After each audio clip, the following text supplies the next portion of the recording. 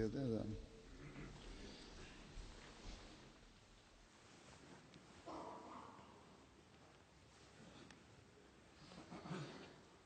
اللہ اکبر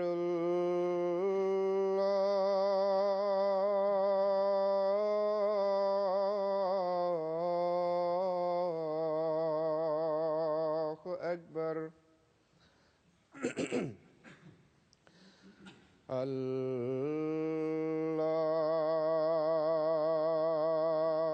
اکبر اللہ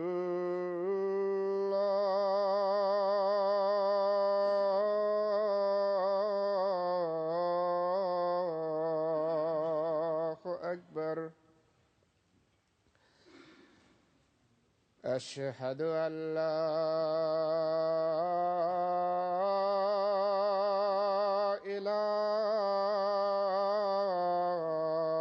إله إلا الله أشهد أن لا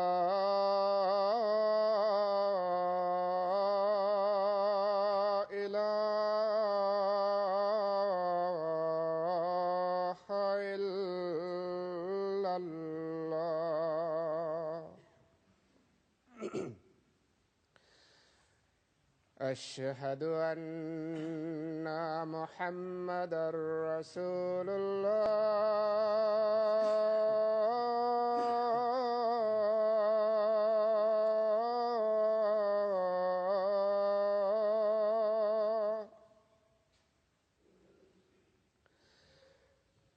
أشهد أن محمدًا رسول الله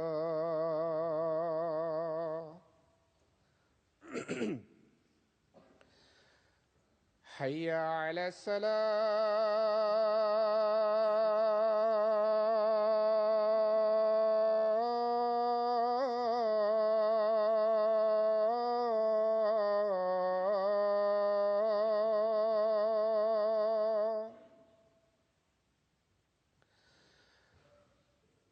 حي على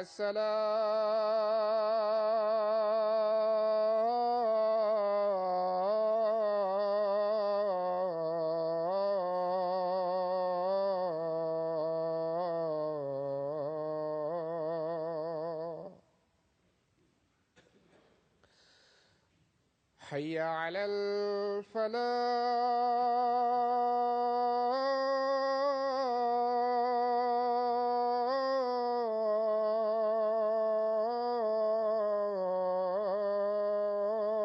الفلاح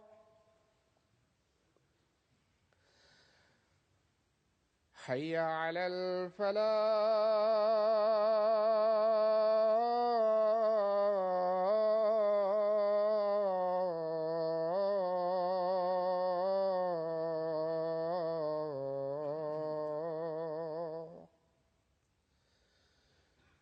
الله أكبر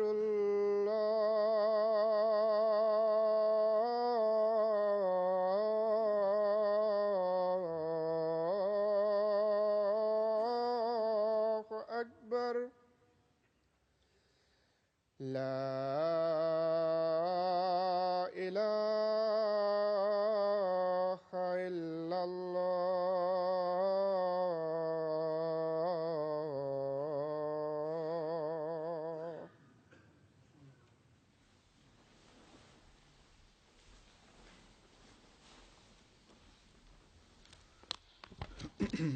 السلام علیکم ورحمۃ اللہ.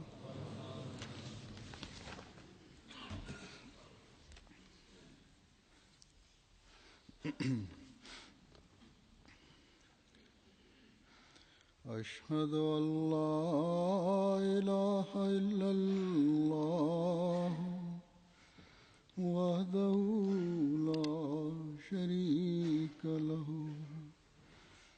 وأشهد أن محمدًا عبده ورسوله أما بعد فأعوذ بالله من الشيطان الرجيم بسم الله الرحمن الرحيم الحمد لله رب العالمين الرحمن الرحيم مالك يوم الدين إياك نعبد وإياك نستعين اهدنا الصراط المستقيم صراط الذين أنعمت عليهم غير المغضوب عليهم ولا الضالين ومثل الذين ينفقون أموالهم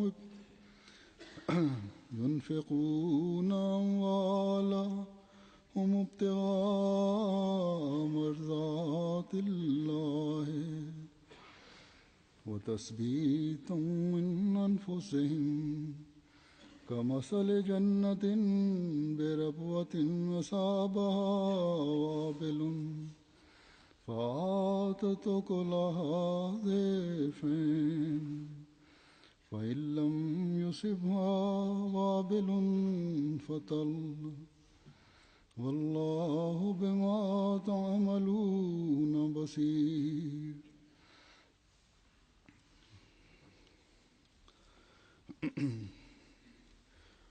اور ان لوگوں کی مثال جو اپنے اموال اللہ کی رضا چاہتے ہوئے اور اپنے نفوس کو ثبات دینے کے لیے خرچ کرتے ہیں ایسے باغ کی سی ہے جو اونچی جگہ پر واقع ہو اور اسے تیز بارش پہنچے تو وہ بڑھ چڑھ کر اپنا پھل لائے، اور اگر اسے تیز بارش نہ پہنچے تو تھوڑی سی بارش ہی کافی ہے، اور جو کچھ تم کرتے ہو اللہ اسے دیکھ رہا ہے۔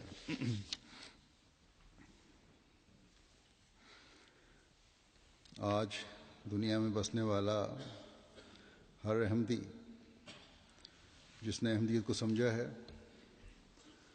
وہ اس یقین پر قائم ہے کہ احمدیت اور ہر احمدی اس آخری شرعی کتاب پر یقین رکھتا ہے، یا احمدیت اس آخری شرعی کتاب پر یقین رکھتی ہے جو قرآن کریم کی صورت میں حضرت محمد مصطفیٰ صلی اللہ علیہ وسلم پر اتری، اور اس کا ہر حکم قابل عمل ہے، اور اس کے ہر حکم کی وجہ آوری ایک مومن کو حقیقی مومن بناتی ہے۔ اور خدا کی راہ میں مالی قربانی بھی خدا تعالیٰ کے اہم حکموں میں سے ایک حکم ہے، جس کے بارے میں سورہ بقرہ کی ابتدائی آیات میں ہی یہ فرمایا ہے کہ قرآن کریم متقیوں کے لیے ہدایت کا ذریعہ ہے، ان کے لیے جو یؤمنون بالغیب یعنی غیب پر ایمان لانے والے ہیں، وَيُقِيمُونَ الصَّلَاةَ اور نمازوں کو قائم کرنے والے ہیں، وَمِمَّا رَزَقْنَاهُمْ يُنْفِقُونَ اور جو کچھ ہم نے انہیں دیا ہے اس میں سے خرچ کرنے والے ہیں۔ بس یہ تینوں باتیں متقی ہونے کے لیے اور قرآن کریم سے ہدایت پانے کے لیے ضروری ہیں، جن میں سے ایک جیسا کہ میں نے کہا اللہ کی راہ میں خرچ کرنا ہے، اور پھر سورہ بقرہ میں ہی آخر تک متعدد جگہ قربانیوں کا اور مالی قربانیوں کا مختلف رنگ میں مختلف حوالوں سے بیان ہوا ہے، اور اسی طرح باقی قرآن کریم میں بھی بے شمار جگہ پر رزق کی قربانی کے بارے میں ذکر آتا ہے۔ بس ایک احمدی مسلمان مالی قربانی کی اہمیت کو سمجھتا ہے، اور جب اس تعلیم پر عمل کرتے ہوئے قربانیاں پیش کرنے کے بعد جب وہ براہ راست خدا تعالیٰ کے غیر معمولی سلوک کا مورد بنتا ہے، تو اس مالی قربانی پر ایمان اور یقین اور خدا تعالیٰ کی ہستی پر یقین اور اسلام کی سچائی پر یقین اور حضرت مسیح موعود علیہ الصلوۃ والسلام کی صداقت پر یقین اور پختہ ہو جاتا ہے۔ یہ آیت جو میں نے تلاوت کی ہے، اس میں بھی اللہ تعالیٰ کی راہ میں خرچ کرنے کے حوالے سے ہی بات ہو رہی ہے۔ فرمایا کہ اللہ کی راہ میں خرچ کرنے والے وہ لوگ ہیں جو اپنی دولت کا اظہار نہیں چاہتے، جو کسی پر احسان کرنے کے لیے خرچ نہیں کرتے، جو خرچ کرنے کے بعد احسان جتانے کے لیے خرچ نہیں کرتے، بلکہ خالصتاً اللہ تعالیٰ کی رضا کے حصول کے لیے خرچ کرتے ہیں، اپنے میں سے کمزوروں کو مضبوط کرنے کے لیے خرچ کرتے ہیں، جماعت کو مضبوط کرنے کے لیے خرچ کرتے ہیں، اور اپنے ایمانوں کو مضبوط کرنے کے لیے خرچ کرتے ہیں۔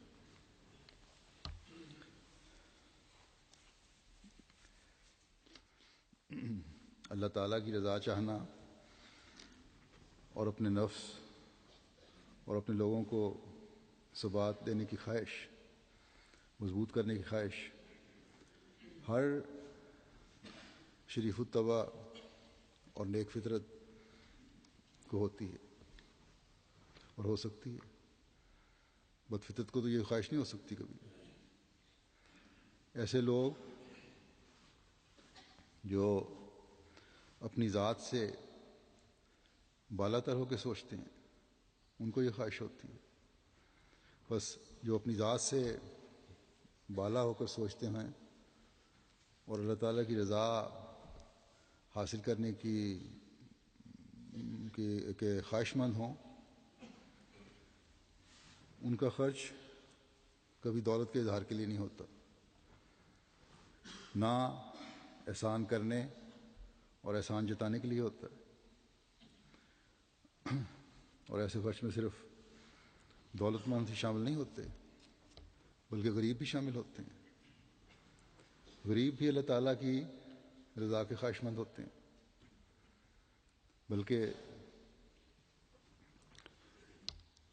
عموماً دولت مندوں سے زیادہ اللہ تعالیٰ کی رضا کے حصول کے خواہش مند غریب لوگ ہوتے ہیں۔ انبیاء کی جماعتیں جب بنتی ہیں تو ان میں بھی اکثریت غرباء کی ہوتی ہے، اور اس غربت کے باوجود اپنے بھائیوں کی مدد کر کے جماعت کی جو بھی خدمت وہ کر سکتے ہیں، مدد کر کے بھی ان کی خدمت کرتے ہیں، اور جماعت کی بھی خدمت جس حد تک ان کی وسعت ہو وہ کرتے ہیں، اور اسے مضبوط کرنے کی کوشش کرتے ہیں۔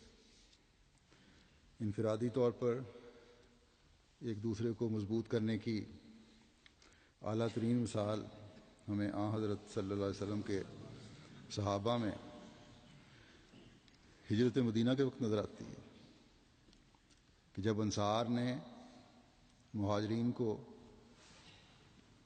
ان کے پاؤں پر کھڑا کرنے کے لیے، ان کی مدد کرنے کے لیے بے مثال قربانی دی،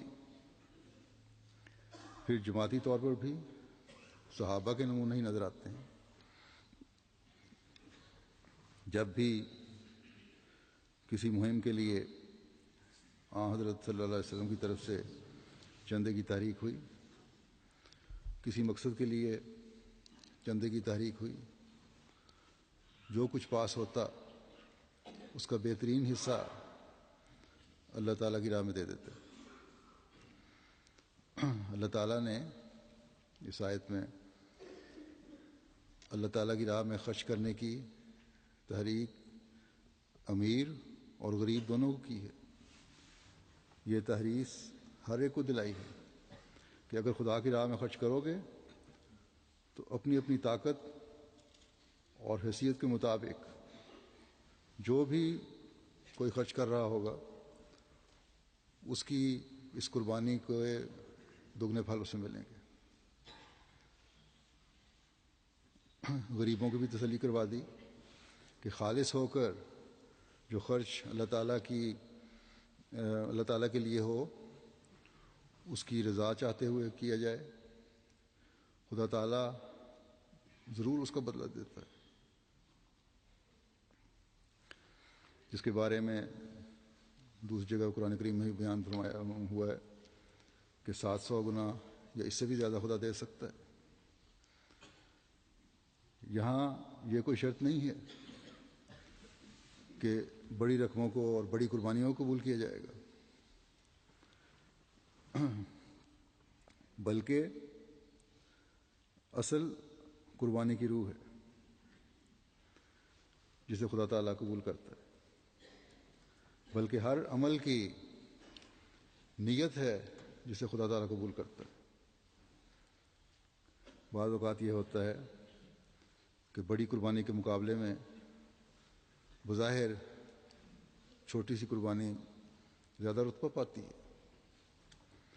ایک حدیث میں آتا ہے کہ آن حضرت صلی اللہ علیہ وسلم نے فرمایا کہ 1 درہم 1,00,000 درہم کے مقابلے میں آج سب کچھ لے گیا۔ صحابہ نے عرض کی کہ کس طرح؟ آپ نے فرمایا کہ ایک شخص کے پاس 2 درہم تھے، اس نے 1 درہم کی قربانی کر دی، اور ایک دوسرے شخص کے پاس بے شمار دولت اور جائیداد تھی، اس نے اس میں سے 1,00,000 درہم کی قربانی کی، جو اس کی دولت کے مقابلے میں بہت کم تھی، وہ کہ بہت بڑی رقم ہے۔ بس اللہ تعالیٰ کے نزدیک قربانی کا معیار جذبہ اور نسبت کا ہے، مقدار کا نہیں۔ اللہ تعالیٰ نے یہاں بھی اس آیت میں غریبوں کی تسلی کروا دی کہ جس طرح زرخیز زمین پر تھوڑی بارش باغ کو پھلوں سے بھر دیتی ہے، اسی طرح اپنی حیثیت کے مطابق نیک نیتی سے کی گئی تھوڑی سی قربانی بھی نیک عمل کرنے والے کو اللہ تعالیٰ کے ہاں قبولیت کا درجہ پا کر بڑی قربانی کرنے والوں کے برابر لا کھڑا کرتا ہے، بلکہ بعض دفعہ درجے میں بڑھا بھی دیتا ہے، جیسا کہ یہ مثال جو میں نے پیش کی اس سے ثابت ہے۔ پھر اللہ تعالیٰ اسی آیت میں فرماتا ہے واللہ بما تعملون بصیر، کہ جو کچھ تم کرتے ہو اللہ اسے دیکھ رہا ہے۔ یہ کہہ کر یہ وعدے کر دیا کہ اللہ تعالیٰ دلوں کا حال جانتا ہے، وہ تمہارے جذبے کو جانتا ہے، وہ اس روح کو جانتا ہے جسے تم قربانی کرتے ہو۔ اس لیے اللہ تعالیٰ کے ہاں جب بدلے ملتے ہیں تو دلوں کو اور نیتوں کے عمل کے مطابق ملتے ہیں، نیتوں کے مطابق ملتے ہیں۔ اللہ تعالیٰ تمہاری مالی حیثیت جانتا ہے، جو تم نے قربانی کی اگر اس حیثیت سے کی تو جو بھی بدلہ ملے گا اس کے مطابق ملے گا۔ اس لیے قربانیوں کی قبولیت بھی اس نیت کے مطابق اور عمل کے مطابق درجہ پاتی ہے۔ حضرت مسیح موعود علیہ السلام کے زمانے میں بھی جب آپ مالی تحریک فرماتے، غریب بھی اور امیر بھی اپنی اپنی حیثیت کے مطابق مالی قربانی کرتے تھے۔ اکثریت آپ کے ماننے والوں کی بھی غربا کی تھی، اور ان کی قربانیاں بھی رقم کے لحاظ سے بہت معمولی ہوا کرتی تھی۔ لیکن یہ تل معمولی بارش بھی جو ہے ایسی فائدہ مند ہوئی کہ ان قربانیوں کو اتنے پھل لگے جو آج تک ان بزرگوں کی نسلیں کھا رہی ہیں. بس یہ ان نسلوں کی بھی ذمہ داری ہے کہ جن میں سے بعض آج بہت زیادہ حیثیت کے ہو چکے ہیں، مالی لحاظ سے بہتر ہو چکے ہیں، کہ ان کی قربانیوں کو اب وابل تیز بارش کا نمونہ دکھانا چاہیے. یہ صورت اختیار کرنی چاہیے تاکہ ان کے اور ان کی نسلوں کے اعمال کے درخت ہمیشہ سرسبز رہتے چلے جائیں. حضرت مسیح موعود علیہ الصلوۃ والسلام نے تو 1 روپیہ قربانی کرنے والے کو ابھی ذکر اپنی کتابوں میں فرمایا ہے، جو معمولی قربانی تھی، جس نے ایک مستقل ایک اپنے اوپر لازم کر لیا تھا کہ 1 روپیہ ہر مہینے ادا کریں گے. آپ کے صحابہ کہ کیسے کیسے قربانی کے نمونے تھے، ان میں سے ایک مثال دیتا ہوں میں. چودھری عبدالعزیز صاحب احمدی اوجلوی پٹواری تھے. ان کے بارے میں قاضی محمد یوسف صاحب پشاوری فرماتے ہیں کہ گرداسپور میں حضرت مسیح علیہ السلام نے مالی قربانی کی تحریک کی.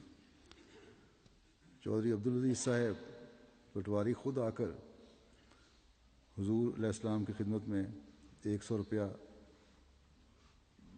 چاندی کا پیش کر کے گئے اور کہا کہ خاکسار کے پاس یہی رقم موجود تھی جو میں لے آیا ہوں. قاضی صاحب کہتے ہیں کہ مجھے اس پٹواری کی اس قربانی پر بڑی حیرت ہوئی اور رشک بھی آیا کہ ایک پٹواری جس کو 6 روپے ماہانہ تنخواہ ملتی ہے،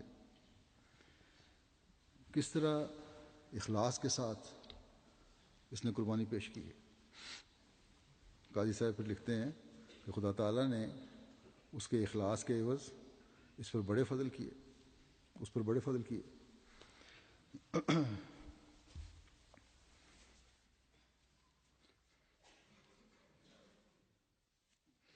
یہاں یہ بھی واضح کر دوں کہ حضرت مسیح علیہ الصلوۃ والسلام کے صحابہ میں تقویٰ بہت تھا، تقویٰ میں بڑے ہوئے تھے. آپ سے براہ راست جو فیض پا رہے تھے اس کی وجہ سے ان کے تقویٰ کے معیار بہت بلند تھے. چودھری صاحب بھی تقویٰ میں بڑے ہوئے تھے، دوسرے پٹواریوں کی طرح نہیں تھے. ہمارے ملک میں پٹواریوں کے بارے میں مشہور ہے کہ تنخواہ بے شک ان کی تھوڑی ہو لیکن ان کی زائد آمدنی بہت زیادہ ہو جاتی ہے، جو مختلف ذریعوں سے، ذمہ داروں سے، چھوٹے ذمہ داروں سے وہ وصول کرتے رہتے ہیں. اور جو بعض ایسے بھی ہیں جو جب ریٹائر ہوتے ہیں تو ان کے پاس دولت بھی ہوتی ہے، کئی ایکڑوں کے مالک ہوتے ہیں، بلکہ 100 ایکڑوں کے مالک بن جاتے ہیں. مجھے یاد آیا کہ میرے ساتھ اسکول میں ایک پٹواری کا لڑکا پڑھا کرتا تھا اور اس کا رہن سہن، رکھ رکھاؤ، کپڑے ایسے ہوتے تھے جو ہزاروں کمانے والا بھی نہیں رکھ سکتا کوئی بچہ. اور خود بتاتا تھا کہ میرے باپ کی تنخواہ تو 45 روپے ہے لیکن اللہ کا بڑا فضل ہے. گویا اللہ تعالیٰ کے فضلوں کے معیار جو ہیں وہ بدل گئے ہیں. جو ناجائز آمد ہے وہ اللہ کا فضل بن گیا، جو جائز آمد ہے وہ حکومت کی تنخواہ بن گئی. تو حضرت مسیح موعود علیہ الصلوۃ والسلام نے آ کر ہمیں بتایا ہے کہ صحیح اللہ کا فضل کیا ہوتا ہے. اب یہ لوگ کہتے ہیں کہ ہمیں نہ کسی مہدی کی ضرورت ہے، نہ مسیح کی ضرورت ہے، نہ مسلح کی ضرورت ہے. اگر اس چیز کو تسلیم کر لیں کہ اس کی ضرورت ہے اور ماننے والے کو مان لیں تو تب صحیح پہچان ہو سکتی ہے کہ اللہ کا فضل کس طرح ہوتا ہے اور کیا چیز ہے.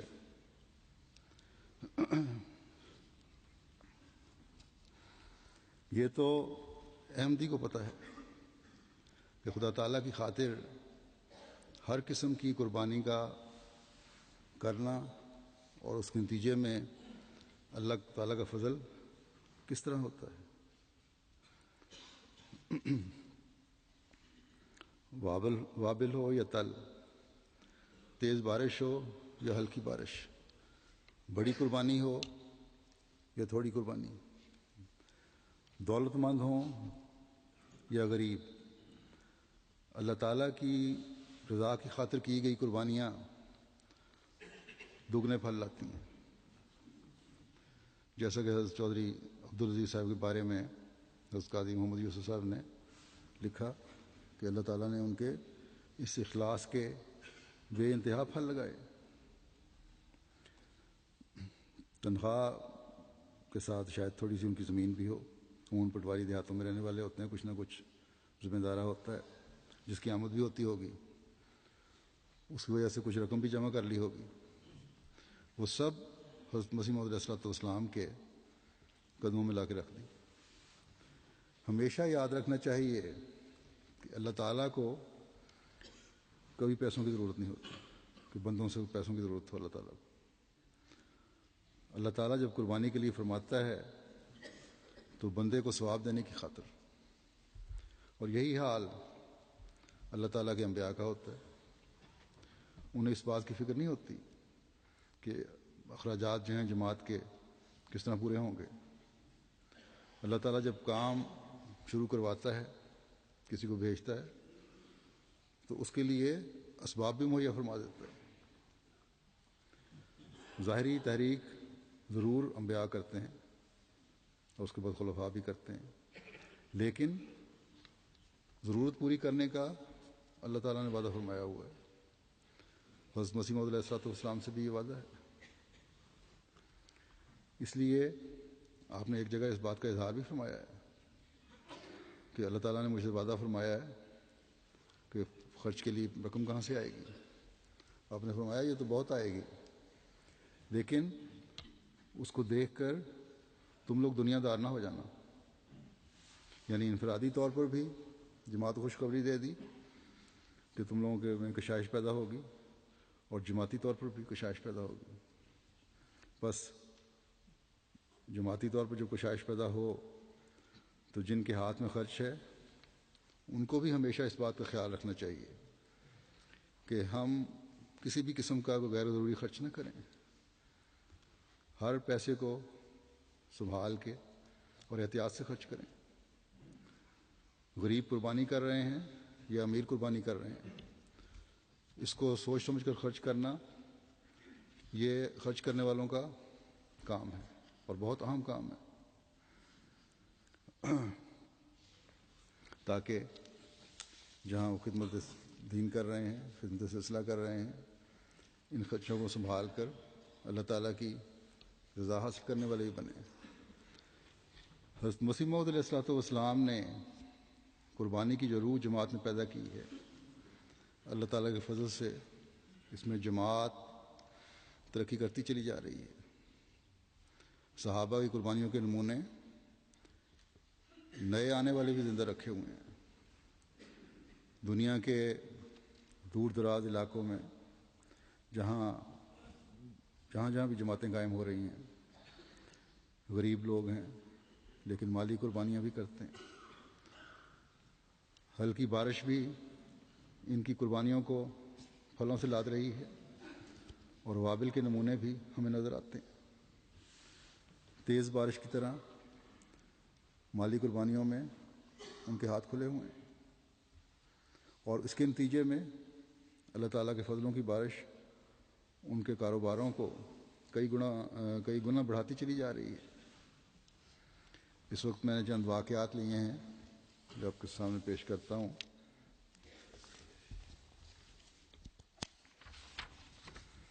مثلا انڈیا سے وہاں کے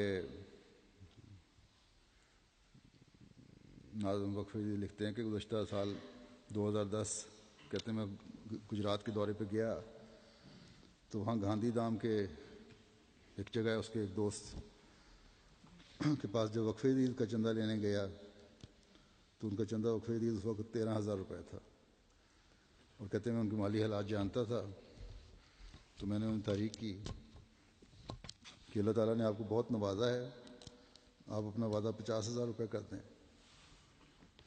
موصوف نے اسی وقت 55,000 روپے کا چیک کاٹ کر دے دیا اور کہا کہ دعا کریں کہ اس کاروبار میں میرے ایک کاروبار ہے میرا، اس میں 21 لاکھ روپے میرے پھنسے ہوئے ہیں جو ملنے کی امید نہیں بن رہی، لیکن اللہ تعالیٰ نے ایسا فضل فرمایا کہ 2-4 دن کے بعد ہی جو ان کی رکی ہوئی رقم تھی ان لوگوں نے خود آ کر 21 لاکھ روپے ان کو دے دیے۔ اسی طرح ہمارے انسپیکٹر وقف عید ہیں، وہ کہتے ہیں کومبٹور جماعت میں تامل ناڈو میں ایک مخلص دوست جنہوں نے 10 سال پہلے بیعت کی تھی، اور وقف عید کی اہمیت کے بارے میں جب ان کو بتایا اور ان کو کہا کہ آپ 30,000 روپے اپنا وعدہ لکھوائیں کیونکہ آپ کی آمد کافی ہے، انہوں نے کہا مولوی صاحب میں نے آپ کی باتیں سن لی ہیں، میں 30,000 نہیں بلکہ 50,000 روپے کا وعدہ لکھواتا ہوں۔ موصوف نے اسی وقت 55,000 روپے کا چیک کاٹ کر دے دیا اور کہا کہ دعا کریں کہ اس کاروبار میں میرے ایک کاروبار ہے میرا، اس میں 21 لاکھ روپے میرے پھنسے ہوئے ہیں جو ملنے کی امید نہیں بن رہی، لیکن اللہ تعالیٰ نے ایسا فضل فرمایا کہ 2-4 دن کے بعد ہی جو ان کی رکی ہوئی رقم تھی ان لوگوں نے خود آ کر 21 لاکھ روپے ان کو دے دیے۔ اسی طرح ہمارے انسپیکٹر وقف عید ہیں، وہ کہتے ہیں کومبٹور جماعت میں تامل ناڈو میں ایک مخلص دوست جنہوں نے 10 سال پہلے بیعت کی تھی، اور وقف عید کی اہمیت کے بارے میں جب ان کو بتایا اور ان کو کہا کہ آپ 30,000 روپے اپنا وعدہ لکھوائیں کیونکہ آپ کی آمد کافی ہے، انہوں نے کہا مولوی صاحب میں نے آپ کی باتیں سن لی ہیں، میں 30,000 نہیں بلکہ 50,000 روپے کا وعدہ لکھواتا ہوں۔ اس پہ کہتے ہیں میں نے ان سے کہا کہ آپ کی طاقت سے بڑھ کر ہوگا یہ شاید، انہوں نے کہا کہ جو اللہ تعالیٰ کی خاطر دینا ہے تو پھر آپ کو اس سے کیا، مجھے پتہ ہے کتنی بڑی طاقت ہے، اللہ تعالیٰ کس طرح نوازتا ہے۔ اور رمضان کے مہینے میں انہوں نے پھر اپنا وعدہ پورا کر دیا، اور اس سال کے لیے انہوں نے اپنا وعدہ بھی کہتے میری آمد اب اتنی بڑھ گئی ہے کہ تحریک جدید اور وقف عید دونوں کا وعدہ انہوں نے 1-1 لاکھ روپے لکھوایا۔ پھر صوبہ بنگال کے انسپیکٹر ہیں وقف عید شیخ محمد داؤد، کہتے ہیں کہ ایک نو احمدی ہیں جو اس مدرسے میں پڑھاتے تھے، اور اس کے بعد پھر انہوں نے معلم کی ٹریننگ لی اور 500 روپے چندہ دیتے تھے، اس کے بعد اللہ تعالیٰ نے ان کو فضل فرمایا، اب ان کا 5,000 روپے چندہ ہے۔ وہ کہتے ہیں کہ جب میں غیر احمدی تھا تو لوگوں کے دروازے پہ کھانا کھاتا تھا جا کر، اور اب بیعت کرنے کے بعد چندے کی برکت سے لوگ میرے دسترخوان پہ کھاتے ہیں، پہلے جائیداد نہیں تھی اور اب جائیداد بھی بن گئی ہے۔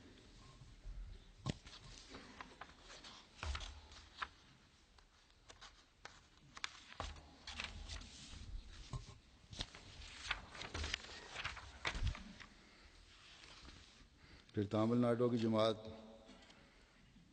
کومبٹور کی اکثریت جو ہے 9 احمدیوں کی ہے، جس میں زیادہ تر احباب جماعت نے 10 سے 15 سال قبل بیعت کی تھی۔ اس میں سے اللہ کے فضل سے 50% سے زیادہ جو کمانے والے ہیں وہ موسی بن چکے ہیں اب تک۔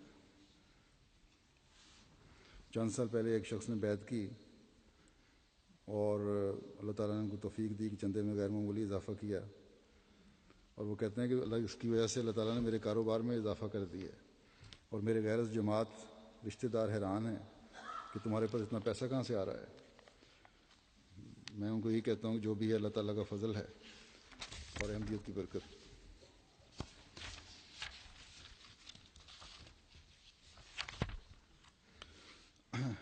یہ تو انڈیا کے حالات میں نے بتائے۔ افریقہ میں دور دراز کے علاقوں میں وہاں کیا قربانی کرنے کا جذبہ لوگوں کا، یہ دیکھیں۔ گیمبیا سے امیر صاحب لکھتے ہیں کہ ہمارے ایک بھائی فوڈیبا کولی ایک غریب آدمی ہیں، جب انہیں وقف عید کے چندے کے لیے کہا گیا تو انہوں نے بتایا کہ تنگ دستی کی وجہ سے وہ تو فاقوں سے ہیں، 3 دن بعد یہ دوست مشن ہاؤس آئے اور 50 ڈلاسی دیے اور کہا کہ میں چاہتا ہوں کہ برکت کی خاطر میرا نام بھی چندہ ادا کرنے کی والوں کی فہرست میں شامل ہو جائے. یعنی فاقے کی نوبت بھی ہے لیکن اس کے باوجود چندہ دینے کی خواہش ہے, کہیں میں محروم نہ رہ جاؤں. یہ عجیب جذبہ ہے. پھر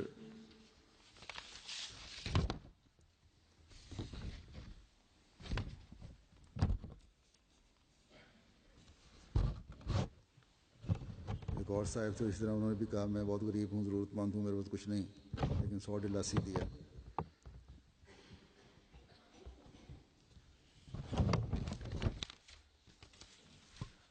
جماعت بینن کے امیر صاحب لکھتے ہیں کہ ایک 9 بائے جماعت اورا کامے کی جنرل سیکرٹری لطیف الحمیدی صاحب کچھ عرصے سے بے روزگاری کے حوالے سے بہت پریشان تھے. محنت مزدوری اور کاروبار ڈھونڈنے کے سلسلے میں نائجیریا بھی گئے لیکن کچھ نہ بنا اور پریشان ہی واپس لوٹے. اب وقفہ عید کے آخری 2 ماہ نومبر اور دسمبر رہ گئے تھے اور یہ اس چندے میں بقایا دار تھے. انہیں جب وقفہ عید کا چندہ دینے کا کہا گیا اور بتایا گیا کہ خدا تعالیٰ کی راہ میں مشکل حالات میں خرچ کرنے والوں کے لیے بھی خاص انعامات ہوتے ہیں, تو یہ اگلے دن چندے کی رقم لے کر آ گئے اور کہنے لگے کہ جب سارا گھر قرض لے کر کھا رہا ہے تو کیوں نہ خدا کی راہ میں خرچ کے لیے بھی قرض اٹھا لیا جائے, شاید اللہ ہمارے دن موڑ دے. تو اللہ تعالیٰ کا فضل اس طرح نازل ہوا کہ چندہ دینے کے تیسرے دن انہیں ایک خاصے امیر جگہ گھرانے میں ایک ملازمت مل گئی اور اتنی اچھی تنخواہ ملی کہ 2 ماہ میں ان کے تمام قرضے بھی اتر گئے.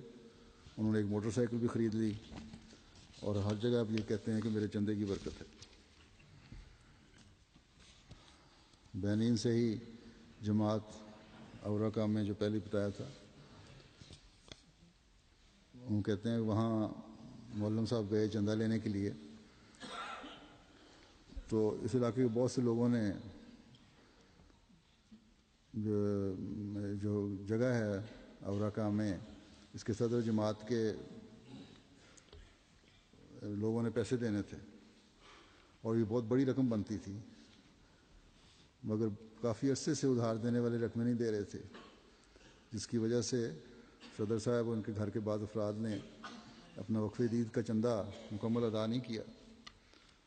مولم صاحب نے صدر اور ان کے گھر والوں کو سمجھایا کہ دیکھو وعدہ ایک قرض ہے, جب تم لوگ خدا کا قرض ادا کرنے کے لیے پس و پیش کرتے ہو تو دوسرے لوگ تمہارا قرض ادا کرنے کے لیے کیوں نہ پس و پیش کریں. یہ بات ان کی سمجھ میں آ گئی اور انہوں نے فوراً اپنا وقفہ عید کا چندہ سارے گھر نے بے وا کیا حساب, اور کہتے ہیں کہ لو مولم صاحب میں نے تو خدا کا ادھار چکا دیا. اور اللہ تعالیٰ نے بھی اس طرح اپنا فضل فرمایا کہ ہفتے کے اندر جن لوگوں نے ان کے پیسے دینے تھے وہ سب آئے اور ان کی رقمیں واپس کر گئے. اب انہوں نے 1 ایکڑ زمین خریدی ہے جس میں سے آدھی 4 کنال جگہ مسجد کے لیے جماعت کو دی ہے.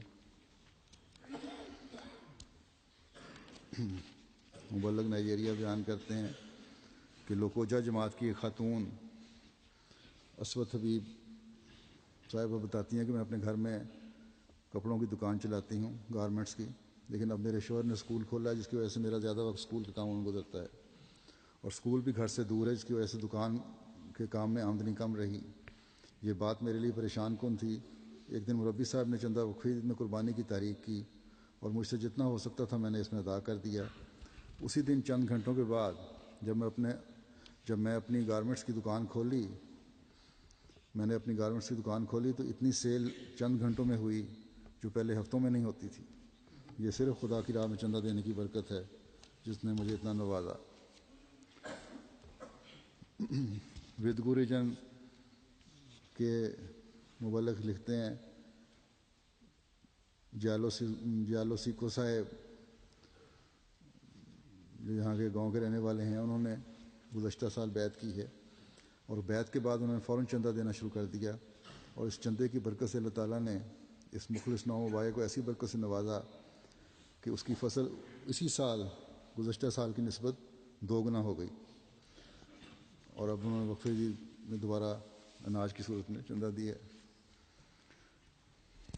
امیر صاحب کوئی نفع سے لکھتے ہیں کہ گاوا ریجن کے صدر جماعت ہیما یوسف صاحب بتاتے ہیں کہ ایک روز جیب میں صرف 3,000 فرانک تھے. اہلیہ نے کہا کہ گھر میں پکانے کو کچھ نہیں ہے، لا کر دیں. کہتے ہیں کہ اسی اسنا میں مشن ہاؤس گیا انہیں ویسے لے کر، تو وہاں مربی صاحب نے چندے کے وعدے کے متعلق یاد دہانی کروائی کہ آپ کا وقف عید کا چندہ رہتا ہے. خاک صاحب نے یہی سمجھا کہ آج میرا امتحان ہے. میں نے اسی وقت یہ تہیہ کیا کہ چندہ ہی دوں گا اور فوراً 3,000 فرانک کی رسید کٹوا لی، اور اللہ تعالیٰ کو میری حقیر قربانی بہت پسند آئی. اسی روز میرے کام کے سلسلے میں ایک شخص گھر آیا اور 3 لاکھ فرانک نقد دے کر کہنے لگا کہ میرا آرڈر بک کر لیں اور یہ رقم ایڈوانس کے طور پر رکھ لیں، بقیہ کام مکمل ہوگا تو ادا کروں گا. یوسف صاحب بیان کرتے ہیں کہ اس روز سے میرا اللہ تعالیٰ پر توکل بہت بڑھ گیا ہے، خصوصاً مالی مشکلات تو بالکل ختم ہو گئی ہیں. بمفورا ریجن کے مولک لکھتے ہیں کہ ایک دوست سوادوگو صاحب 4 سال قبل احمدی ہوئے تھے اور آہستہ آہستہ اخلاص میں ترقی کی اور چندے ادا کرنے شروع کیے. ایک روز بیان کرنے لگے کہ سب سے پہلے چندوں کے نظام میں شامل ہو جائیں کیونکہ اس کی بے شمار برکات ہیں، اور اس کا ثبوت میری اپنی ذات ہے، کیونکہ احمدیت میں داخل ہونے سے قبل اور چندوں کی ادائیگی سے قبل میں اکثر لوگوں سے قرض اور ادھار لیتا تھا، مگر آج اللہ تعالیٰ نے میری حالت کو اکثر بدل دیا ہے اور چندہ ادا کرنے کی برکت سے میں اس قابل ہوا ہوں کہ لوگوں کو ادھار رقوم دیتا ہوں. پہلے لوگ میرے در پر مجھ سے اپنی رقوم لینے آتے تھے، مگر آج امام مہدی علیہ السلام کی برکت سے لوگ میرے در پر مدد مانگنے آتے ہیں.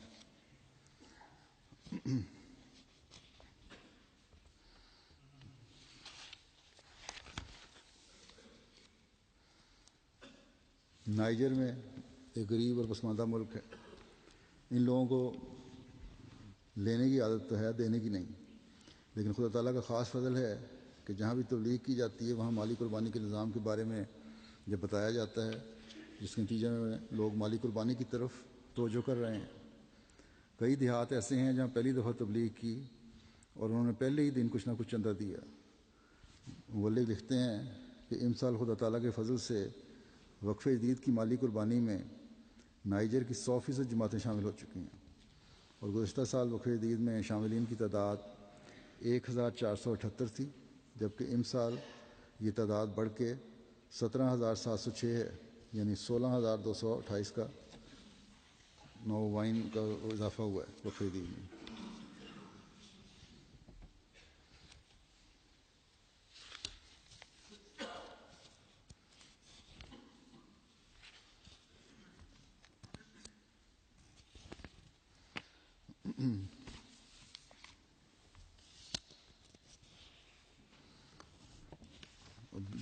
صرف چندہ اس طرح نہیں، بلکہ وہاں کے لوگوں کو افریقہ میں اللہ تعالیٰ کے فضل سے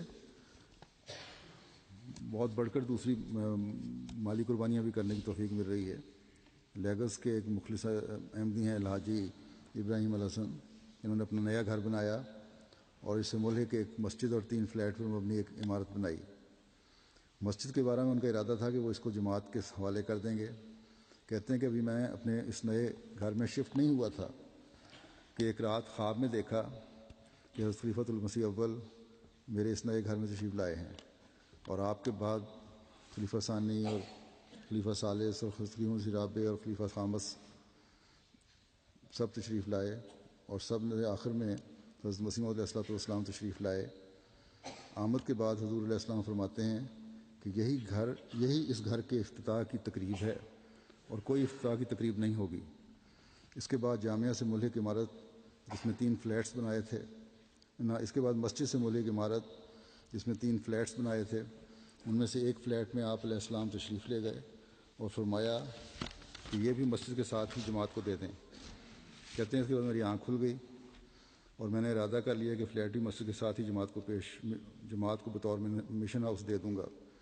چنانچہ انہوں نے یہ مسجد اور سارے فلیٹس بطور مشن ہاؤس جماعت کو دے دیے ہیں. اس کی کل مالیت 90,000 پاؤنڈ بنتی ہے.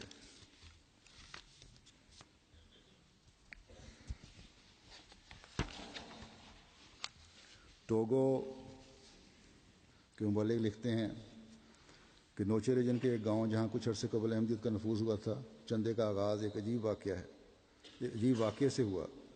مخالفین وہاں پر بہت سا سامان اور پیسے لے کر گئے کہ ان کو دے کر احمدیت سے الگ کیا جائے۔ یہ ایک غریب گاؤں ہے اور لوگ کھیتی باڑی کرتے ہیں۔ مخالفین نے ان سے کہا کہ ہم آپ کے لیے پیسے لے کر آئے ہیں، جبکہ احمدی آپ سے چندہ مانگتے ہیں اور یہ سارے پیسے اکٹھے کر کے ان سے کاروبار کرتے ہیں۔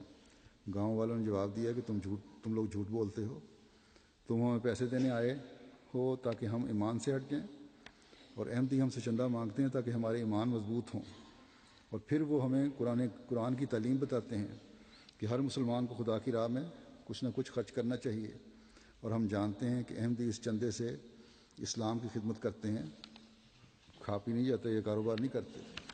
ہم بے شک غریب ہیں اور آپ کی رقم ہماری ضروریات پوری کر سکتی ہے، لیکن جو تھوڑا بہت ہمارے پاس ہے ہم خدا کی راہ میں دینا پسند کریں گے۔ اسی طرح وہ چندہ کے نظام میں شامل ہوئے اور اللہ تعالیٰ کے فضل سے چندے کے نظام میں شامل ہیں۔ بس یہ وہ لوگ ہیں جو اللہ تعالیٰ کی رضا کی خاطر ہر قسم کی قربانیاں کر رہے ہیں، تھوڑی قربانی بھی ہے، بڑی قربانی بھی ہے، اور اللہ تعالیٰ اپنے وعدے کے مطابق ان کے پھلوں کو دگنا کرتا چلا جا رہا ہے۔ یہ مالی قربانیوں کی روح، جیسا کہ ہم نے دیکھا، جماعت میں نہ صرف قائم ہے بلکہ بڑھتی چلی جا رہی ہے۔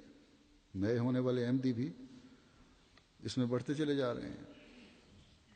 وقف عید کا چندہ جو پہلے صرف پاکستان کے احمدیوں کے لیے خیال کیا جاتا تھا، یعنی اس قربانی میں صرف پاکستانی احمدی شامل ہوتے تھے، پھر خلافت رابعہ میں یہ پوری دنیا کے لیے عام کر دیا گیا۔ امیر ممالک سے وقف عید کا چندہ لینے کا بڑا مقصد، یعنی مغربی ممالک سے اور دوسرے ترقی یافتہ ممالک سے چندہ لینے کا، وقف عید کا چندہ لینے کا بڑا مقصد یہ تھا کہ انڈیا اور افریقہ کے بعض ممالک جن کے اخراجات بڑھ رہے ہیں اور جماعتوں کی اکثریت بھی نوآبائین کی ہے، جنہیں ابھی مالی نظام کا صحیح طرح پتہ نہیں، ان پر یہ رقم خرچ کی جائے، ان کی ضروریات پوری کی جائیں۔ مساجد کی تعمیر ہے اور دوسرے اخراجات ہیں، لیکن آپ نے دیکھا جو میں نے واقعات بیان کیے ہیں کہ اب نوآبائین خود بھی کس طرح قربانیوں میں بڑھ رہے ہیں، اور ان کے خود قربانیوں میں بڑھنے سے وہاں کی ضروریات کچھ حد تک پوری ہو رہی ہیں۔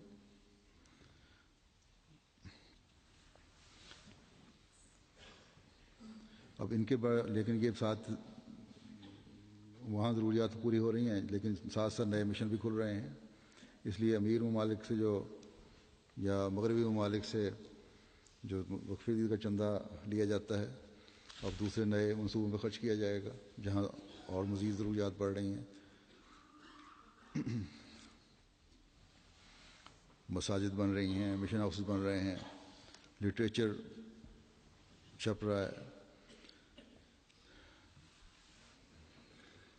یہ قربانیاں جو مغربی ممالک کے احمدی کر رہے ہیں، جہاں ان کو اپنے ملک میں جماعتی پروجیکٹس کو اور کاموں کو آگے بڑھانے میں وسعت دینے میں کام آ رہی ہیں، وہاں غریب ممالک میں احمدیت کی ترقی میں بھی یہ ممید بن رہی ہیں۔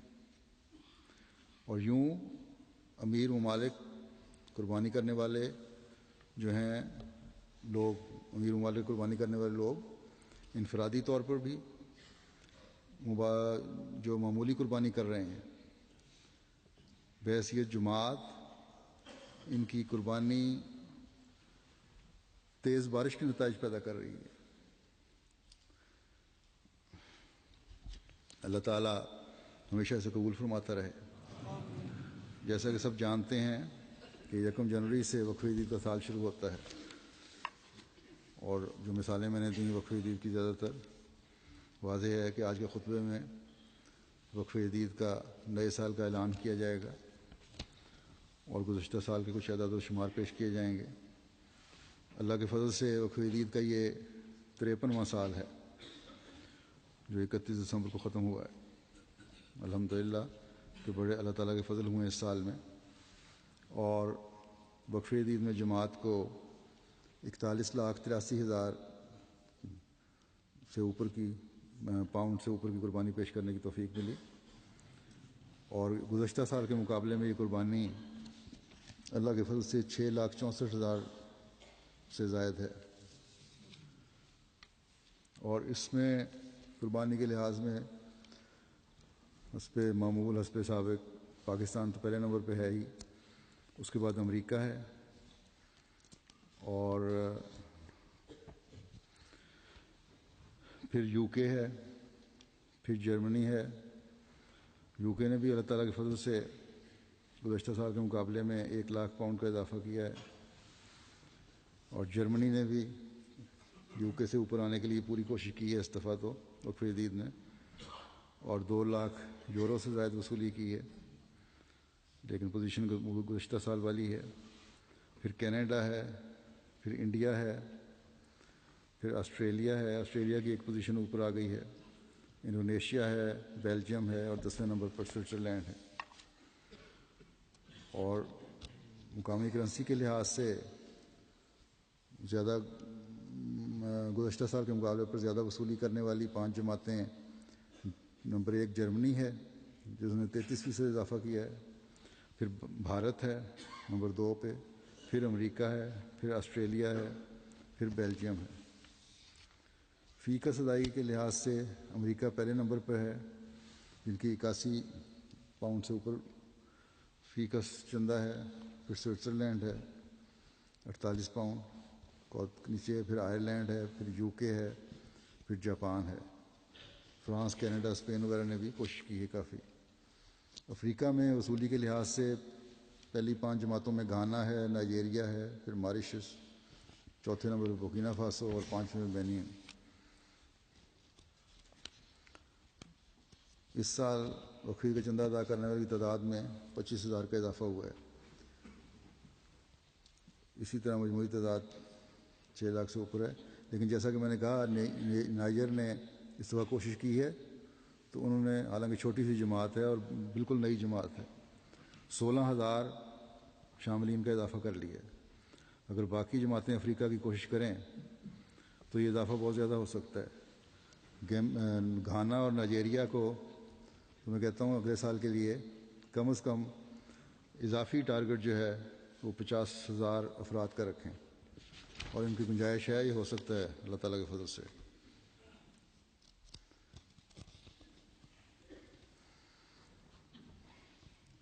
پھر پاکستان کے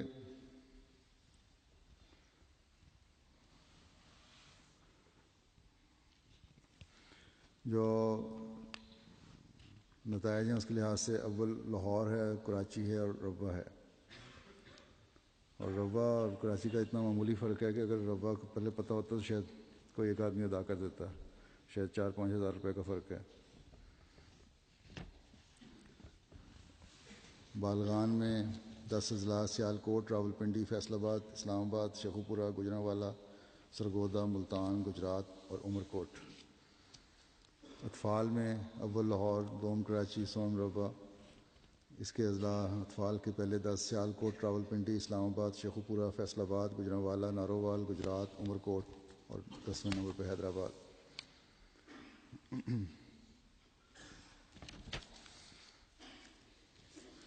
امریکہ کی پہلی 5 جماعتیں Los Angeles, Inland Empire, Silicon Valley, Detroit, Chicago West اور بوسٹن ہیں۔ برطانیہ کی پہلی 10 جماعتیں ووسٹر پارک، مسجد فضل، Raynes Park, Birmingham West, West Hill, Bradford North نارتھ، بیکسلینڈ، گرینوچ، چیم، مسجد ویسٹ، وولورہمپٹن۔ اور وصولی کے لحاظ سے برطانیہ کے ریجن ہیں Midland region, South region, London region, Middlesex region, Islamabad region. Germany کی 5 جماعتیں ہیں ہیمبرگ، فرینکفرٹ، گراسگراؤ، ویسبادن اور ڈارمسٹڈ۔ وصولی کے لحاظ سے جرمنی کی نمایاں جماعتیں ہیں روڈر مارک، نویس، بروکسال، مورفلڈن، جرمن خود ہی تلفظ درست کر دیں اپنے شہروں کا، روڈسہائم، میدی آباد، بریمن، نیدر روڈن، والڈورف، وائنگارٹن۔ کینیڈا میں بالغان، انہوں نے کینیڈا نے یہ دفتر اطفال اور بالغان علیحدہ کیا ہوا ہے. باقی ممالک جو جہاں نظام اچھی طرح اسٹیبلش ہو چکا ہے ان کو بھی میں نے کہا تھا یہ قائم کریں، لیکن جرمنی اور امریکہ اور برطانیہ اس بارے میں کوشش نہیں کر سکے کہ علیحدہ علیحدہ کر سکیں اطفال اور خدام کو. لیکن کینیڈا بہرحال رکھتا ہے. اس لحاظ سے پاکستان کے بعد فی الحال کینیڈا ہے جس نے علیحدہ ریکارڈ رکھا ہوا ہے. اس میں بالغان میں Markham, Peace Village South, Western Islington, Calgary South, Woodbridge. Canada میں دفتر اطفال کی جماعتیں ہیں Western South, Western North West, Western Islington, Markham, Peace Village South. India کی جماعتیں ہیں کیرالا، جموں کشمیر، تامل ناڈو، آندھرا پردیش، ویسٹ بنگال، کرناٹکا، اڑیسہ، پنجاب، اتر پردیش، راجستھان، دہلی.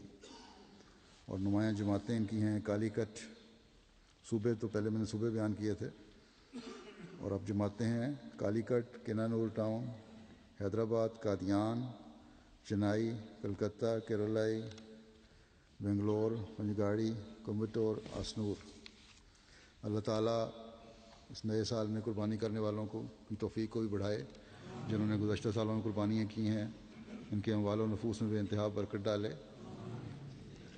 اور پہلے سے بڑھ کر یہ قربانیاں کرتے چلے جانے والے ہوں، اور ہم جماعت کی ترقی کو ہر قدم جماعت کا ہر قدم ترقی پر دیکھنے والے ہوں آئندہ بھی انشاءاللہ تعالی. ایک افسوسناک اطلاع ہے، مکرم ہدایت اللہ اوپصاف صاحب جرمنی کے 4 جنوری کو منگل کے دن وفات پا گئے تھے. انا للہ و انا الیہ راجعون. 1946 کی آپ کی پیدائش تھی، اس لحاظ سے تقریباً 64 سال عمر بنتی ہے، یا 65 سال اگر شروع میں تھی تو 8 جنوری تھی، 65 سال تقریباً. اور فرینکفرٹ میں ان کی تعلیم ہوئی. 1974 میں ان کی شادی موریشس کی ایک خاتون سے ہوئی، ان سے ایک بیٹی ہیں، اور یہ اہلیہ ان کی وفات پا گئی ہیں 1989 میں. پھر دوسری شادی ان کی قادیان میں سعید احمد درویش مہار صاحب کی بیٹی سے ہوئی، جن سے ان کے 3 بیٹے اور بیٹیاں ہیں. بڑے مخلص اور فدائی احمدی تھے. کہتے ہیں کہ اسلام قبول کس طرح کیا میں نے. اس کا واقعہ بیان کرتے ہیں کہ ایک دن اپنی والدہ کے گھر بیٹھا ہوا تھا کہ ایک سفید روشنی کندھے کے اوپر سے نکل کر کتابوں کی الماری کی طرف جاتی نظر آئی، جس میں سینکڑوں کتابیں ترتیب سے پڑی ہوئی تھیں. وہ روشنی کتاب پر آ کر رک گئی. آپ نے جب اٹھا کر اس کتاب کو دیکھا تو وہ جرمن ترجمہ قرآن تھا. اپنے قرآن کریم کو اپنے ہاتھوں میں لے کر پڑھنے لگے، اور قرآن کا کچھ حصہ پڑھنے کے ساتھ ہی آپ کو یقین ہو گیا خدا تعالیٰ اپنی کتاب کے ذریعے بول رہا ہے، اور یہ کتاب سچی ہے اور مجھے اسے قبول کر لینا چاہیے. چنانچہ اسلام قبول کر لیا. یہ خیال آتے ہی پھر اس کے بعد مسجد کی تلاش شروع کر دی، اور مسجد نور کا پتہ لگ گیا ان کو. اس طرح جماعت سے رابطہ ہوا، اور مبلغ اسلام کو مسعود جیلمی صاحب مرحوم سے تعلقات ہوئے. انہوں نے بڑی محبت اور شفقت سے ان کو اسلام اور احمدیت کا تعارف کروایا. 1969 میں یہ بیعت کر کے سلسلہ احمدیہ میں داخل ہوئے. اس خلیفۃ المسیح ثالث نے آپ کا نام ہدایت اللہ رکھا. 1970 میں خلیفۃ المسیح ثالث جب فرینکفرٹ تشریف لے گئے تھے تو وہاں آپ کی حضور سے ملاقات ہوئی. اور امیر صاحب جرمنی بھی ان کے ذریعے سے ہی احمدی ہوئے، کیونکہ انہوں نے کافی ان کو تبلیغ کی، کیونکہ قادیان میں وہ گئے تھے حق کی تلاش میں، اور وہاں دونوں جرمن، یہ بھی جرمن تھے، اس لیے انہوں نے ان کو ساتھ لے کر سارا قادیان پھرایا اور تبلیغ کی. ان کی ہمیشہ یہ مترجم کے طور پر، خلفاء کے مترجم کے طور پر خدمات سر انجام دیتے رہے. بڑے درویش صفت اور نیک اور مخلص انسان تھے. خدا پر توکل انتہا کا پہنچا ہوا تھا. یعنی ایسے تھے جو بعد میں آئے، لیکن میں سمجھتا ہوں کہ توکل اور ایمان اور یقین اور وفا اور محبت اور اخلاص میں بہتوں سے آگے بڑھ گئے. خلافت احمدیہ سے ان کو عشق تھا, وفا کا تعلق تھا, یعنی ذرا بھر بھی اختلاف کرنا نہیں چاہتے تھے کسی بھی معاملے میں.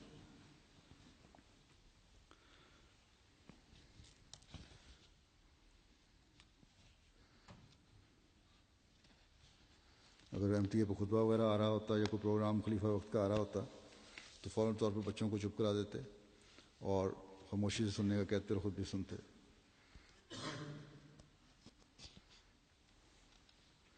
نمازوں میں انہماک انتہا کا تھا. تہجد گزار, نوافل پڑھنے والے. مجھے یاد ہے گزشتہ سال, شاید گزشتہ سال ہی تھا, وہاں شورا ایک میں نے بلائی تھی جرمنی میں ایک دن کی. اس میں ایک معاملہ, وہاں کا ایک رسالہ شائع ہوا تھا جرمن زبان میں جماعت کی طرف سے ہی, لیکن اس میں کچھ ایسا مواد تھا جیسے بعض لوگوں کو تحفظات تھے. بہرحال اس بارے میں ڈسکشن ہو رہی تھی اور مجھے وہ تحفظات صحیح لگ رہے تھے. حالانکہ ہدایت اللہ صاحب کا اس میں رسالے میں بڑا رول تھا اور ان کی خواہش تھی اور ان کے مضامین بھی تھے, کچھ ان کی بچیوں کے بھی. لیکن دوسروں نے تو بعضوں نے اس رسالے کو کے حق میں بول کے اس کو جسٹیفائی کرنے کی کوشش کی تھی مضامین کو. لیکن ہدایت اللہ صاحب کھڑے ہوئے اور پہلی بات انہوں نے یہی کی کہ جن غلطیوں کی نشاندہی آپ کر رہے ہیں بالکل صحیح ہے, اور میں اس کے لیے معذرت چاہتا ہوں, اور بہتر یہی ہے کہ اس کو مزید اس پہ غور کیا جائے. کوئی چون چرا نہیں تھی کہ یہ ہونا چاہیے وہ ہونا چاہیے, یا کسی بھی قسم کا تجویز کہ میں اب کیا کہتا ہوں. سمپل اعتراف تھا کہ ہمارے سے غلطی ہوئی ہے اور ہم معافی چاہتے ہیں.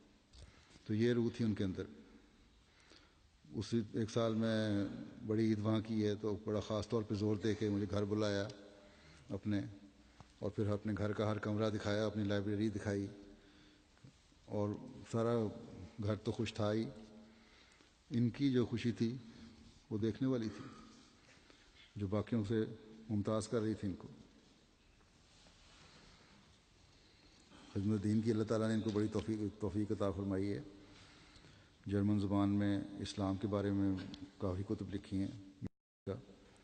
سوال و جواب کی بہت ساری مجلسیں میڈیا پہ کرتے تھے جا کے, مختلف غیروں میں جا کے. جماعت جرمنی کے پریس سیکرٹری کے طور پر بھی آپ کو لمبا عرصہ خدمت کی توفیق ملی. ایک صاحب علم شخصیت تھے, اور ہر طرح سے یہ کہنا چاہیے جو بھی انسان میں خصوصیات ہونی چاہیے ایک مومن میں, وہ ان میں پائی جاتی تھیں. M T A German studio کے فعال رکن تھے اور جرمن پروگراموں کی یہ جان سمجھے جاتے تھے. جرمن زبان میں تبلیغی اور تربیتی لٹریچر کا ایک بڑا خزانہ انہوں نے جماعت جرمنی کے لیے چھوڑا ہے. جرمنی کے اخبارات اور متعدد ٹی وی چینل پر اسلام اور احمد کا موقف بھرپور انداز میں پیش کرنے کی توفیق ملی. اور جرمن زبان کے ساتھ ساتھ انگریزی زبان میں بھی ان کو عبور تھا. جرمن اور انگلش میں دونوں میں نظمیں بھی لکھا کرتے تھے. جامعہ احمدیہ میں جرمن زبان آج کل پڑھا رہے تھے اور بڑا محنت سے فریضہ انجام دے رہے تھے.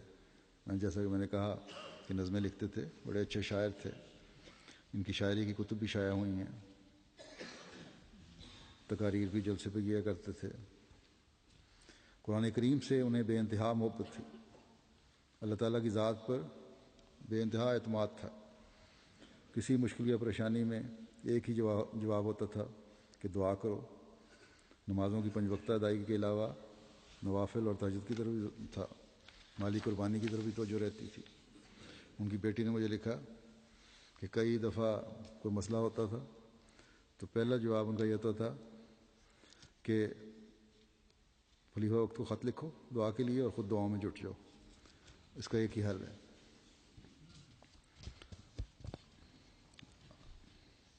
ان کی تصنیفات جو جماعت سے باہر کی تصنیفات ہیں ان میں حضرت صلی اللہ علیہ وسلم کی تعلیمات کے 2 ایڈیشن ہیں جرمن زبان میں، اسلام کے بارے میں 99 سوالات اور ان کے جوابات، اس کا بھی کئی زبانوں میں ترجمہ ہو چکا ہے۔ پھر ہے اسلام میں عورت کا مقام، یہ کچھ سوالات ہیں ان کے جواب ہیں، تیسری کتاب۔ اسی طرح اسلام میں جنت اور جہنم کا تصور اور بہت ساری کتابیں ہیں جو تقریباً 12 کے قریب کتب ہیں جو انہوں نے احمدیت سے باہر جو ان کی شائع ہوئی ہیں مختلف مضامین پہ۔ اور جماعتی طور پر انہوں نے جو ان کی کتب ہیں وہ ان کی تعداد تقریباً 4 ہے۔ اس کے علاوہ میگزین وغیرہ تھے جن میں قادیان دارالرحمان، اور پھر عورت کے کردار کے بارے میں ایک کتاب تھی، اسلام میں عورت کا کردار، اسلامی نظموں کے مجموعے، باقاعدہ اپنے جماعتی میگزین میں ان کے مضامین ہوتے تھے۔ کتابچے اور بروشر جو ہیں مختلف موضوعات پر، ان کی تعداد تقریباً 120 ہے۔ ٹی وی پروگرامز اور ٹاک شوز میں بھی شامل ہوتے رہے۔ جرمنی کے ایک مشہور یہودی کا پروگرام تھا، موضوع تھا اسلام کتنا خطرناک ہے، اس میں انہوں نے شامل ہوئے اور اسلام کا دفاع کیا۔ پھر ایک ٹاک شو ان کا تھا، کیا اسلام قبول کرنے والے انتہا پسند ہیں، اس میں بھی انہوں نے بڑا کردار ادا کیا۔ تو اور اس کے کافی ٹی وی پروگرام ان کے تھے۔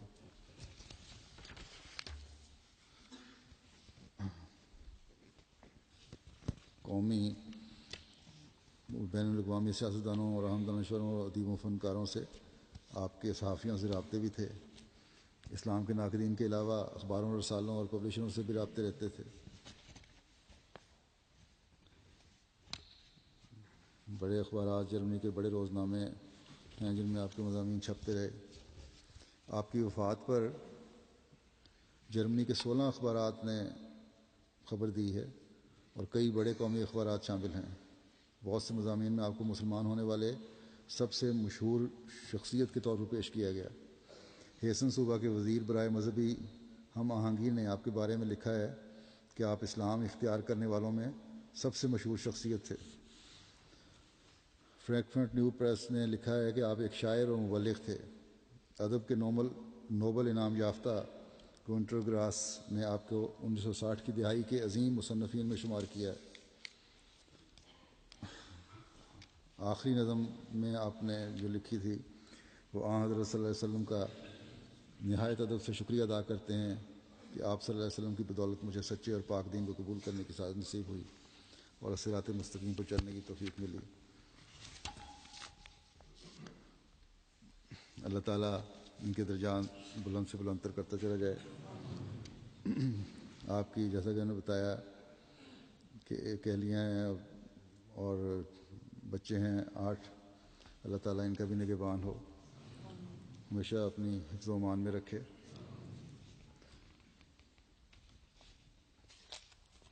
اللہ تعالیٰ ان کے بچوں کو بھی ان کے نقش قدم پر چلائے۔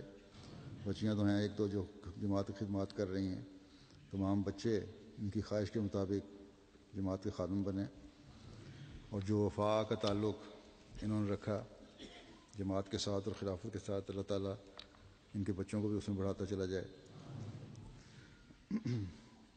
اسی طرح میں جرمنی کے احمدیوں کو بھی کہتا ہوں، نوجوان نسل کو، کہ یہ جرمن ہونے کے باوجود انہوں نے ایک حق ادا کیا ہے اپنے احمدی مسلمان ہونے کا، تو آپ لوگ بھی ان کے رکشے پر چلنے کی کوشش کریں، اور جرمنی میں اور یورپ میں جہاں بھی اسلام کے دفاع کی ضرورت ہے آگے بڑھیں، علم حاصل کریں اور سیکھیں اور ان کی زبان میں ان کو بیان کریں اور اسلام کا دفاع کریں۔ نہ صرف دفاع کریں بلکہ اسلام کی خوبیاں بیان کر کے اسلام کی برتری تمام مذاہب پر ثابت کریں۔ یہاں ایک وضاحت بھی کرنا چاہتا ہوں، ہدایت اللہ صاحب جیسا کہ میں نے کہا کہ بہت سی خوبیوں کے مالک تھے، لیکن بعض دفعہ کسی کے مقام کو بعض لوگ اس طرح بیان کرتے ہیں کہ اس سے دوسروں کے ذہنوں میں بعض سوال اٹھنے لگ جاتے ہیں۔ یہ تاثر بھی بعض جگہ سے ملا ہے کہ منگل کے جو سورج گرہن ہوا تھا منگل کے روز، شاید وہ وقت جو تھا اس کا سورج گرہن کا اور ان کی وفات کا وہ ایک ہی تھا، یہ شاید اس سے بھی کوئی نسبت ہو سورج گرہن کی. اس قسم کی باتوں کی اسلام میں کوئی گنجائش نہیں ہے. ایک حدیث میں آتا ہے، حضرت مغیرہ بن شعبہ روایت کرتے ہیں کہ رسول اللہ صلی اللہ علیہ وسلم کے زمانے میں آپ صلی اللہ علیہ وسلم کے صاحبزادے ابراہیم کی وفات کے دن سورج کو گرہن لگا، تو بہت سے لوگ کہنے لگے کہ سورج کو ابراہیم کی وفات کی وجہ سے گرہن لگا ہے. اس پر رسول اللہ صلی اللہ علیہ وسلم نے فرمایا، سورج اور چاند کو کسی کی موت یا حیات کی وجہ سے گرہن نہیں لگتا. جب تم گرہن دیکھو تو نماز پڑھو اور دعائیں کرو، ہمارا صرف یہ کام ہے. بس کبھی گرہن دیکھیں تو یہ ہے اصل طریق جو صلی اللہ نے فرمایا ہے کہ نماز کسوف و خسوف پڑھی جائے، گرہن کی نماز پڑھی جائے. دنیا میں اس دن اور بھی بہت سارے لوگ فوت بھی ہوئے ہوں گے، پیدا بھی ہوئے ہوں گے، اور ہر ایک نے کسی نہ کسی کو کوئی نہ کوئی مقام دیا ہوتا ہے. پھر تو ہر ایک اپنے اپنے جو بھی ان کے قریبی ہیں، پیارے ہیں، ان کے بارے میں یہی کہیں گے کہ چاند گرہن سورج گرہن جو لگا ہے وہ اس وجہ سے لگا ہے کہ فلاں کی وفات ہوئی ہے یا فلاں پیدا ہوا. اس سے غلط قسم کی بدعات راہ پاتی ہیں. اس لیے احمدیوں کو ہمیشہ ان سے بچنا چاہیے. صرف وہ کریں جس کا اللہ اور رسول نے حکم دیا ہے. اس کے علاوہ میں ایک دعا کی تحریک بھی کرنا چاہتا ہوں. کل مردان میں مخالفین احمدیت نے پھر ہمارے بعض احمدیوں پہ فائرنگ کی، جس کی وجہ سے ایک ہمارے نوجوان میاں وجیح احمد نعمان جو میاں بشیر احمد صاحب مردان کے بیٹے ہیں، 25 سال ان کی عمر ہے، ان کے کولے پہ گولی لگی ہے، زخمی ہیں اور ہسپتال میں داخل ہیں. اللہ تعالیٰ ان کو شفائے کاملہ عاجلہ عطا فرمائے اور دشمنوں کو بھی کیفر کردار تک پہنچائے.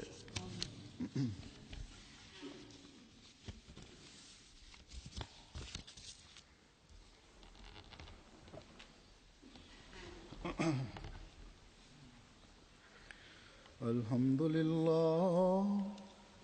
لله نحمده ونستعينه ونستغفره ونؤمن به ونتوكل عليه ونعوذ بالله من شرور أنفسنا ومن سيئات أعمالنا.